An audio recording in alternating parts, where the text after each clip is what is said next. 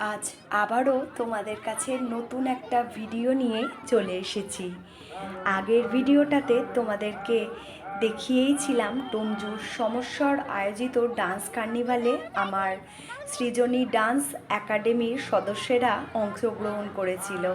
তো প্রথমেই যেটা ছিল অনুষ্ঠানের সূচনাতেই পদযাত্রা, সেটা কমপ্লিট করে আমরা যেখানে আমাদের অনুষ্ঠানটা ডান্স কার্নিভালের হবে, মানে যে মাঠে ডোমজুর উৎসব হচ্ছে সেই মাঠে আমরা চলে এসেছি, প্রাচ্য ভারতী ক্রীড়াঙ্গনে। যারা ডোমজুড়ে আছো তারা তো খুব ভালোভাবেই এটা জানবে।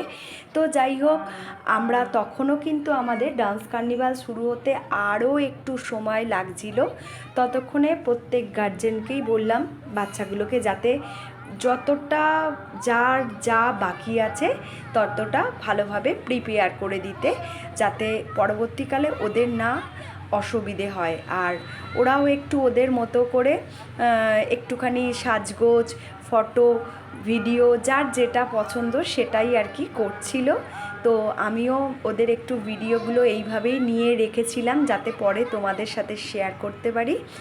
বলতে বলতেই আস্তে আস্তে ডান্স কার্নিভাল কিন্তু শুরু হওয়ার টাইম হয়ে এসেছে। আর এই যে দেখো ওরা দাঁড়িয়ে আছে, মানে আমার যে তখন কোনো অনুষ্ঠানে ওদের পারফরমেন্সের আগে যে কি ভয় করে, মানে কি বলি। এই যে সব কটাকে দাঁড় করিয়েছি, এই যে পারফরমেন্সটা চলছে তারপরেই ঠিক ওদের পারফরমেন্সের আর কি পালা। আর ওদের মধ্যে কিন্তু ভয় নেই, ভয় টোটালি শুধুমাত্র যেন আমার মধ্যে কাজ করছিল, জানো তো। এতটাই ভয় করছিল যে কি বলবো, আমার তো ভীষণই এই সময়টা টেনশান লাগে। এই যে দেখো এদের পারফরমেন্সটা হয়ে গেলেই ওদের পারফরমেন্স, তাই আমি লাইন ওয়াইজ প্রত্যেককে এইভাবে দাঁড় করিয়ে দিয়েছিলাম যাতে মানে একেবারেই টাইম না যায়। তো এই ভিডিওটা তোমাদের কেমন লাগলো বলো।